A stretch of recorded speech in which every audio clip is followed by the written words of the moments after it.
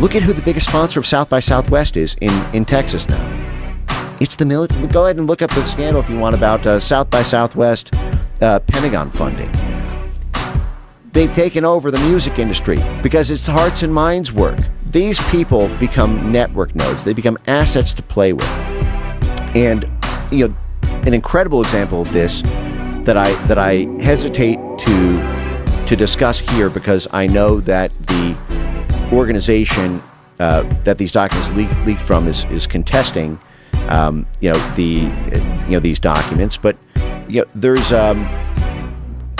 there's evidence to suggest the same play around recruiting the hip hop artists in Cuba and in also. Here you go. Breakdancing news. Diplomacy meets hip hop as 22 artists visit the U.S.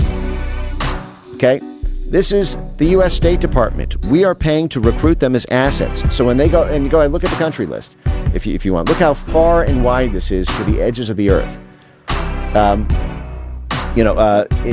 Mongolia, Cameroon. There's a whole thing here, but basically, it was protest rock. It was protest rap in Cuba for that USAID operation. It was protest rap. There's language, for example, in this gray zone report around Bangladesh, and I'll leave it to the current fight, between them and the National Endowment for Democracy about the nature of those documents. But those documents that the gray zone published have 2 rap songs in Bangladesh that have lines like they were designed to inspire anti-government sentiment and to promote street protests and political reform. I mean, literally writing rap albums to get people to take to the streets and pull off the exact riot that the State Department wants to destabilize the country. And music penetrates. I mean, this is what they got really attached to this during the Cold War and in the 1980s, because it's and in fact in those documents they talk about how sponsoring individual artists is actually sometimes a lot more effective because they do art and activism. While they're putting on these festivals, they're promoting an agenda at the festivals. While they are putting these songs on radio distribution and supercharging their brand, those songs have themes and messages about taking down authoritarian governments, and the people got to rise up. And you have to represent the will of the people. We have to end poverty. And then they'll make the argument it's the government's fault that there's poverty. We have to end racial or gender inequality, and then the State Department or USAID will be working through its demographic segmentation with those exact groups. And this is what Tessa said. Yeah. Well, this was because during Bush, communism. Right. And Jared Cohen was kept by Hillary Clinton in the State Department there. He was the young gun whiz kid who was brought into the State Department's policy planning staff, which is really the central coordinating place at state that coordinates overt activity by the State Department with covert activity by the Central Intelligence Agency.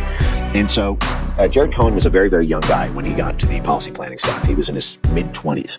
Young kid. He was brought in to essentially provide a young person's view on how to do this sort of work. Form movements.org for student movements and young people movements, particularly in the Middle East and Central Asia. These big conflict zone places, during the Bush era. And he looked around at these 40, 50, 60-year-olds on the policy planning staff and said, you guys are completely out of touch. Everyone in these countries are using this new social media, which had just come out. Facebook came out in 2004. YouTube came out in 2005. Twitter came out in 2006. 2007 was the year the smartphone came out. iPhone 1. And he said, this thing is lightning in a bottle. We want to get people mobilized. This is the biggest mobilization force on earth. We can use this to foment revolution, start parties. This was the party starter in Tunisia in the Arab Spring. This was the party starter in Egypt. Yes, there were Facebook revolutions, Twitter revolutions. And so the Central Intelligence Agency and USAID were so inspired by this Arab Spring, they wanted to get a Cuban Spring, a street revolution using social media in Cuba. The problem was Cuba at the time it banned Twitter. So it was blocked. It was a criminal offense for VPNs.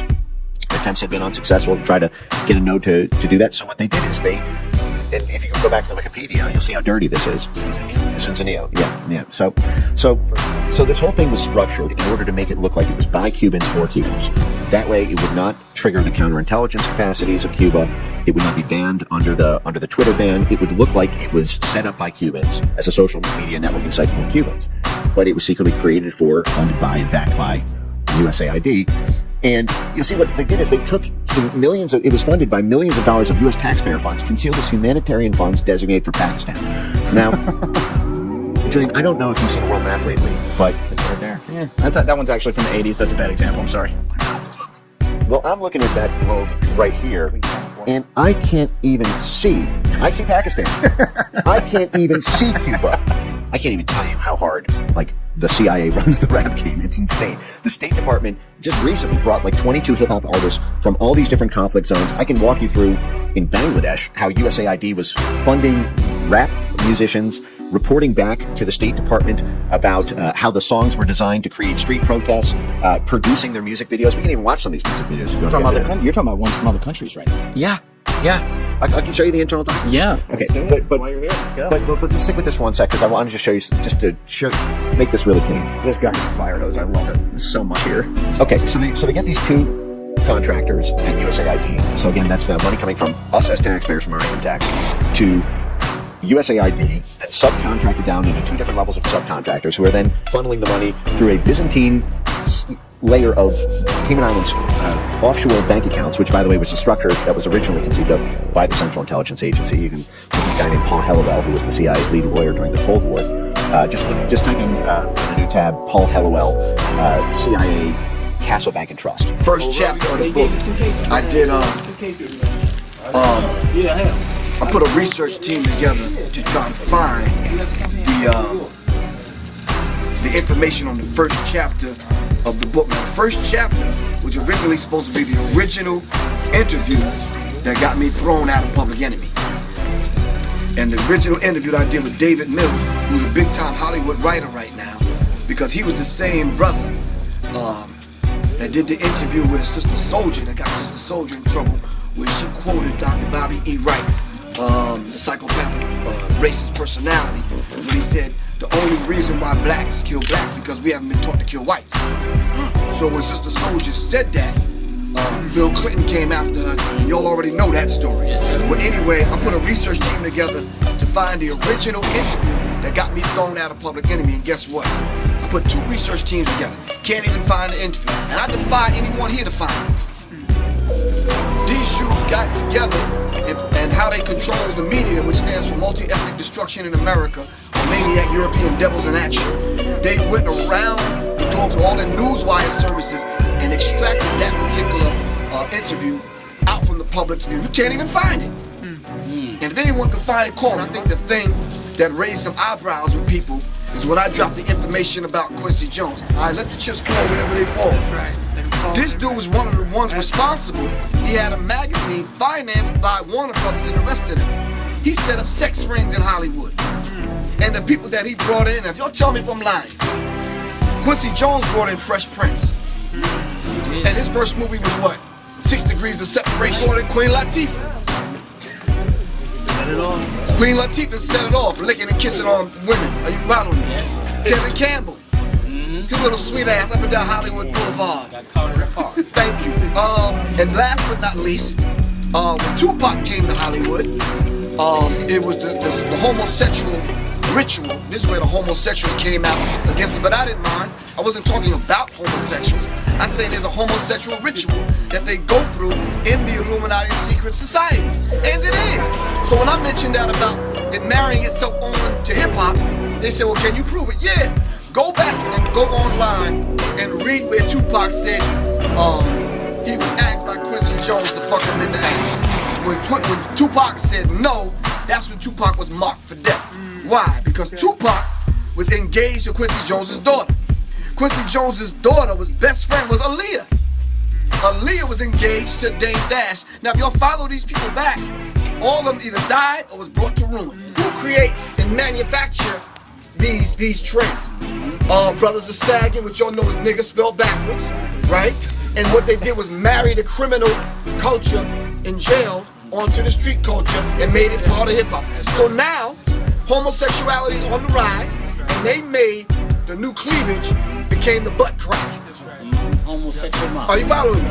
Not be stupid. There's 15, 20 of us in this room. Somebody in here is the agent. Don't start looking around. But somebody in here is just in here that's going to take this information to the government. And we can't be stupid. Everywhere we go, is that one person that's in the audience that's going to take that information back. And we got to know and understand that's just a reality. Until we set up an infrastructure to deal with their ass, they're going to be here. Are you following me? So we have to do that. It's in hip-hop also. The brother that was part of the hip-hop cop task force, he admitted on past belief. They had designed that particular experiment to shift the plates up under Iran at the behest of the Mossad in Israel. The Mossad is like the CIA in America, like the MI5 and MI6 in Britain and in England. All right, so they was experimenting with the Heart Project to move one of the tectonic plates that's under Iran. So that devastation that you're seeing in Haiti can happen in Iran. You can easily dispute what I say, but when it's in black and white, it's hard to refute this. Are you following me? It took him 12 years to write this book. He gave me they mentioned it in the DVD about the hip-hop car, and they said that if rappers didn't shoot one another up, somebody didn't get raped or somebody didn't get robbed, they would provide an incident for something to go down because they were setting hip-hop up for destruction. Now, this homo dude, what's his name? Puffy, P. Diddy, whatever he called himself this week. He was one of the ones that orchestrated some of these things. Now listen, there was a gentleman that he hooked up with, a fashion designer, a gay fashion designer, who put the implantable biomicrochip inside of the tag on the jeans. And what they did was they put a medium tag on a large jeans. So when the brothers went to go buy the clothes, they would sag and they'd naturally be big. So then when the information came out on how they were tracking rappers in every city via your cell phone and via the implantable biomicrochip. Okay. So what they did was they put a dossier together, 500 pages thick. It's in you have the DVD rap sheets? Nah, that's I had it though. Inside of the DVD rap sheets, the white boy, he wrote a letter, made a couple of phone calls and emailed the Miami Police Department and the New York Police Department, and they sent the dossier to the white boy. He put it in a book and took a camera to follow him around, and he went to all of the rappers that were in the book. Music is not just music. He about to talk to you about it, along with Pastor Craig. X Ministries, these sound frequencies are being manipulated. This is the reason why many of us are controlled zombies, because of the music and because of the frequencies that's possessing men and women. Y'all listen. Hip-hop was corrupt in its creation because the creators and founders of it were corrupt. When I was trying to explain it, people was like, oh no, it's just beats. No, it's not beats. If you know anything about frequency, you know that it's never just beats. It's never just music. This book, from the book Behold the Pale Horse, written by William Cooper, a former naval intelligence officer, in regards to a document concerning the American public, it states, diversion is the primary strategy.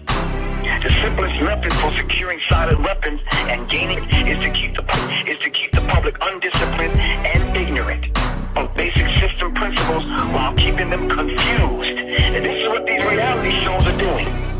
Confused about gender, confused about political, confused about your role.